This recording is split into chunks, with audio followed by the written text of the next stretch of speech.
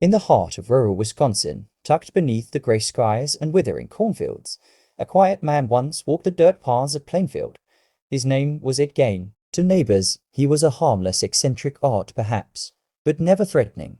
He'd shovel snow for the townsfolk, fix fences, babysit children, but behind his pale, distant eyes and timid demeanor hid a void so deep it swallowed the light. What the world would eventually discover in his decrepit farmhouse would shock not just a nation, but the very fabric of human decency. But Ed Gein's story did not begin with blood. It began with silence, with fear, with a mother's voice that drowned out all others. Edward Theodore Gein was born on August 27, 1906, in La Crosse County, Wisconsin. From the moment he entered the world, Ed was wrapped in control. His father, George, was a failed tanner, an alcoholic who drifted through life, bitter and beaten by failure. But the true architect of Ed's mind was his mother, Augusta, a woman as devout as she was tyrannical. Augusta saw the world as diseased, cursed with sin and temptation. She believed all women save herself were harlots, sent to drag men into ruin. She filled Ed's young mind with hellfire sermons and Old Testament wrath. She didn't just preach, she imposed. No laughter, no joy, no friends. Augusta believed she was chosen to guard her sons from the filth of the world, and she did so with an iron grip. They moved to a secluded farm in Plainfield when Ed was still a child, isolated from society. The Gein family lived like ghosts. Ed was allowed no playmates.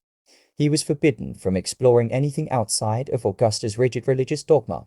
She'd read him Bible verses about sin, lust, and punishment, grim passages soaked in violence and damnation. Ed listened with awe. To him, his mother was not merely a parent, she was a prophet, a gatekeeper to salvation. He clung to her every word, even as those words etched scars into his psyche. At school, Ed was awkward and quiet. He laughed inappropriately, answered questions in a monotone, and was often the target of bullies.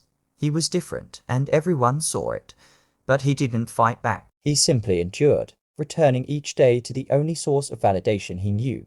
Augusta, she was both his prison and his sanctuary when she wasn't preaching. She was berating. If Ed showed interest in a girl, Augusta would rage.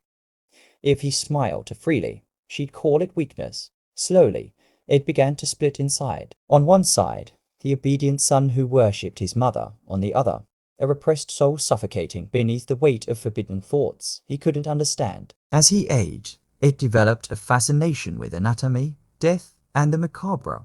He read medical encyclopedias and pulp horror novels late at night. But he never rebelled. He had no girlfriends, no hobbies, no dreams, only Augusta. When his older brother Henry began to pull away, challenging their mother's teachings and expressing concern over Ed's obsession with her, a silent war began. Then came the fire. In 1944, a brush fire swept near their property.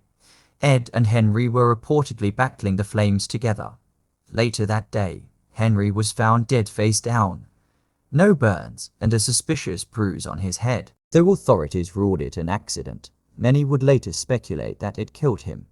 It was never proven, but with Henry gone, Augusta now had it all to herself again. The bond, twisted as it was, tightened, yet even fate couldn't preserve it. Augusta suffered a stroke not long after.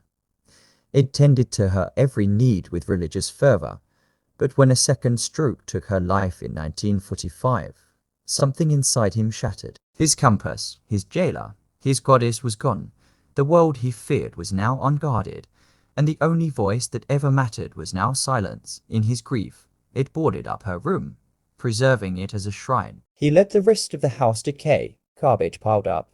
Rats infested the floors. He slept in the kitchen.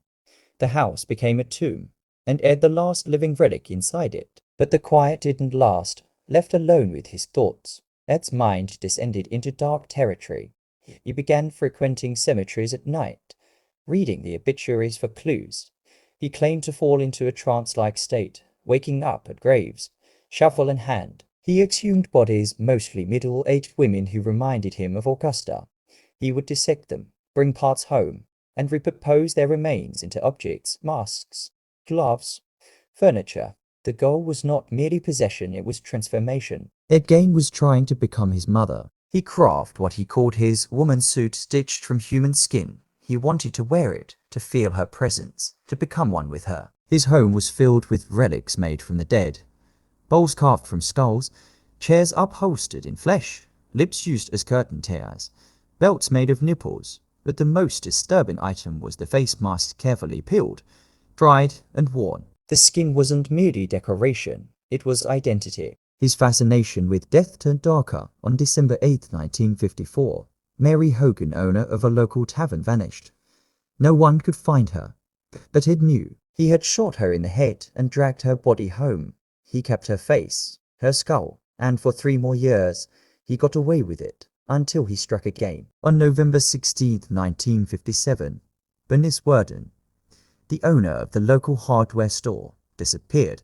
Her son, the deputy sheriff, discovered a receipt for antifreeze written just before her vanishing with Ed Gein's name on it. That evening, police entered his farmhouse. What they found would scar even the most hardened officers. Bernice's body was discovered in a shed, headless, hanging upside down, gutted like an animal. Inside the house was a museum of madness.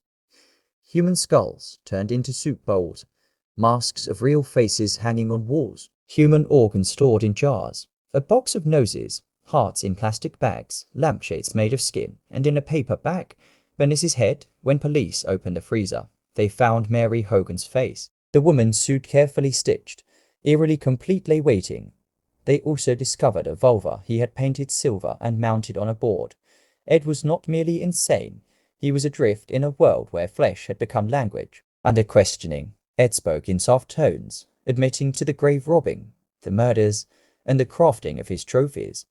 He said he often didn't remember doing it, that it felt like someone else took over. He insisted he only murdered 2 people, Mary Hogan and Bernice Worden.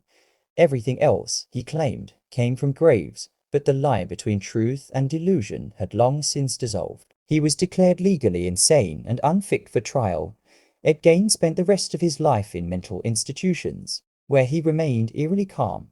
He painted, read the Bible, and told jokes to the nurses. When asked if he missed Plainfield, he said he didn't really care. In 1968, he was briefly declared competent and stood trial for Bernice's murder. He was found guilty, but again deemed insane. He died in 1984 from respiratory failure. But Ed Gein never really died, not in the cultural sense. His crimes spawned a mythos that reshaped horror. He was the inspiration behind Norman Bates in Psycho, a man obsessed with his dead mother. He was the seed of Leatherface in the Texas Chainsaw Massacre, a killer who wore human faces. He echoed in Buffalo Bill from The Silence of the Lambs, who skinned women to make a suit. Gein didn't just kill, he rewrote the horror genre. He became the boogeyman, not because he was charismatic or clever, but because he showed how real monsters wear the mask of the ordinary. What made Ed Gein terrifying wasn't the gore, it was the silence, the slow, creeping madness behind closed doors. The realization that a man who babysat your children could be collecting faces, that beneath the surface of civility, something primal still lurks. Ed Gein was not the devil. He was a man broken by fear, molded by control, and abandoned by reality. His life is a warning not just about insanity, but about what happens when trauma festers, unchallenged and unseen. To understand Ed Gein is to stare into the abyss of human fragility. He was not born evil. He was shaped by it, nurtured by a mother who saw sin everywhere but herself, crushed by isolation, numbed by grief, and consumed by fantasies that no longer stayed in his mind. His crimes were not the acts of a man seeking pleasure, but of a man trying to fill a void that no amount of skin could patch. And in the end, the farmhouse stood empty. The town of Plainfield tried to move on. His house was burned to the ground, whether by accident or design, no one knows. The land was never resold. Nothing grew there.